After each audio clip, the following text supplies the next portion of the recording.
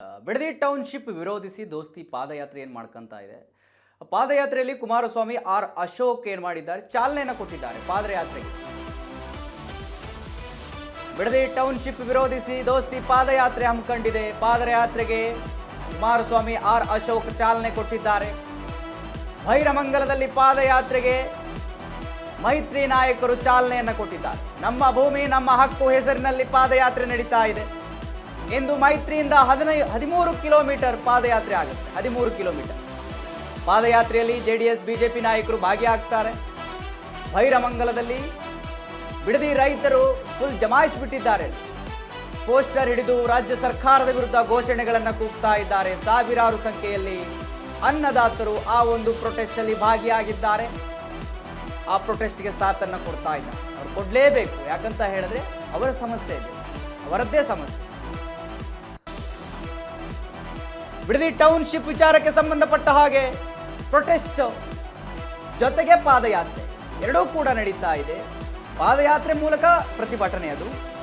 So ಅಲ್ಲಿ Kumaraswamy R Ashok ಅವರ ನೇತೃತ್ವದಲ್ಲಿ ಪಾದಯಾತ್ರೆಗೆ ಚಾಲನೆ ಸಿಕ್ಕಿದೆ. ನಮ್ಮ ಭೂಮಿ ನಮ್ಮ ಹಕ್ಕು, ನಮ್ಮ ಜೀವ ಕೊಟ್ಟರೂ ಭೂಮಿ ಕೊಡೋದಿಲ್ಲ ಅನ್ನುವ ಘೋಷ ವಾಕ್ಯದೊಂದಿಗೆ ಪಾದಯಾತ್ರೆಗೆ ಚಾಲನೆ ನೀಡಲಾಗಿದೆ. ಪಾದಯಾತ್ರೆಯು ಕೂಡ ಅದೇ ಘೋಷ ವಾಕ್ಯದೊಂದಿಗೆ ನಡೆಯುತ್ತೆ. ಸೊ ಜೆಡಿಎಸ್ ಮತ್ತು ಬಿಜೆಪಿ ಎರಡೂ ಸೇರಿ ಪಾದಯಾತ್ರೆಯನ್ನ ಏನು ನಡೆಸಬೇಕು ಅದಕ್ಕೆ ಚಾಲನೆ ಕೊಟ್ಟಿದ್ದಾರೆ. ದೃಶ್ಯದಲ್ಲಿ ಗಮನಿಸ್ತಾ ಇದ್ದೀರಿ ನೀವು ಭೈರಮಂಗಲದ ದೃಶ್ಯಾವಳಿಗಳನ್ನ. ರೈತರ ಭೂಮಿ ಸಲುವಾಗಿ, ರೈತರ ಸಂಕಷ್ಟದ ಸಲುವಾಗಿ, ರೈತರಿಗೆ ಅನ್ಯಾಯ ಆಗ್ತಾ ಇದೆ. ಯಾವುದೇ ಕಾರಣಕ್ಕೂ ಕೂಡ ಈ ಭೂಮಿಯನ್ನ ಸರ್ಕಾರ ಸ್ವಾಧೀನಪಡಿಸಿಕೊಳ್ಳೋದಕ್ಕೆ ನಾವು ಬಿಡೋದಿಲ್ಲ ಅಂತ ಹೇಳಿ ರೈತರ ಜೊತೆ ಸೇರ್ಕೊಂಡು ಜೆಡಿಎಸ್ ಮತ್ತು ಬಿಜೆಪಿ ಎರಡೂ ಕೂಡ ಪಾದಯಾತ್ರೆಯನ್ನು ಹಮ್ಮಿಕೊಂಡಿದ್ದಾವೆ. ಅದಕ್ಕೆ ಸಾವಿರಾರು ರೈತರ ಸಾಥ್ ಸಿಗ್ತಾ ಇದೆ. ಬಹಳಷ್ಟು ಸಂಖ್ಯೆಯಲ್ಲಿ ರೈತರು ಸೇರ್ಕೊಂಡಿದ್ದಾರೆ. ದೃಶ್ಯದಲ್ಲಿ ಗಮನಿಸ್ತಾ ಇದ್ದೀರಿ ನೀವು ಭೈರಮಂಗಲದ ದೃಶ್ಯಗಳನ್ನ. ಕಳೆದ 1.5 ವರ್ಷ ವೀಕ್ಷಕರೇ, ಲಿಟ್ರಲಿ 1.5 ವರ್ಷದಿಂದ ಅವರು ಪ್ರೊಟೆಸ್ಟ್ ಮಾಡ್ತಾ ಇದ್ದಾರೆ. ಸರ್ಕಾರ ಗಮನ ಕೊಡ್ತಾ ಇಲ್ಲ. ರೈತರು ಹೇಳ್ತಾ ಇದ್ದಾರೆ, ನಮ್ಮ ಭೂಮಿ ಫಲವತ್ತತೆ ಇದೆ, ಈ ಮಣ್ಣಲ್ಲಿ ಬೆಳೆ ಬೆಳೆಯುತ್ತೆ, ಇದರಿಂದ ಜೀವನ ನಡೀತಾ ಇದೆ. ನಮ್ಮ ತಾತ ಮುತ್ತಾತನ ಕಾಲದಿಂದಲೂ ಕೂಡ ಇದೇ ಭೂಮಿಯಲ್ಲಿ ಬಿತ್ತಿ ಬೆಳೆದು ಈ ಭೂಮಿ ಕೊಡ್ತಾ ಇರತಕ್ಕಂಥ ಅನ್ನವನ್ನ ತಿಂತಾ ಇದ್ದೀವಿ.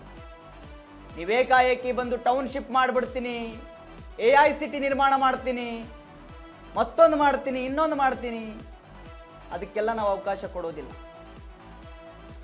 ದುಡ್ಡು ಕೊಡ್ತೀರಿ ಸ್ವಾಮಿ, ಎಷ್ಟು ದಿವಸ ಇರುತ್ತೆ? ನನ್ನ ಹತ್ರ ಇರೋದೊಂದು 5 ಗುಂಟೆ ಜಾಗ ಇದೆ ಅಷ್ಟೇ. ನೀವು ಕೊಡೋದೊಂದು 10 ರಿಂದ 15 ಲಕ್ಷ 5 ಗುಂಟೆ ಜಾಗಕ್ಕೆ. ಅವ್ರು ಕೊಡೋ ರೇಟ್ ಪ್ರಕಾರ ಹೇಳ್ತಾ ಇರೋದು. ಅಂದ್ರೆ 1 ಎಕರೆಗೆ 2.5 ಕೋಟಿ ಸುಮಾರು ಕೊಡ್ತೀನಿ ಅಂತಿದ್ದಾರೆ. ಸೊ 5 ರಿಂದ 10 ಗುಂಟೆ ಅಂದ್ರೆ ಅಷ್ಟೇ 10 ರಿಂದ 20 ಲಕ್ಷ ಅಷ್ಟರೊಳಗಡೆ ಸಿಗುತ್ತೆ. ಅದನ್ನ ತಂದು ಏನು ಮಾಡ್ಬೋದು? ಬೆಂಗಳೂರಿನಲ್ಲಿ 20 ಲಕ್ಷದಲ್ಲಿ ಏನಾಗ್ಬಿಡುತ್ತೆ?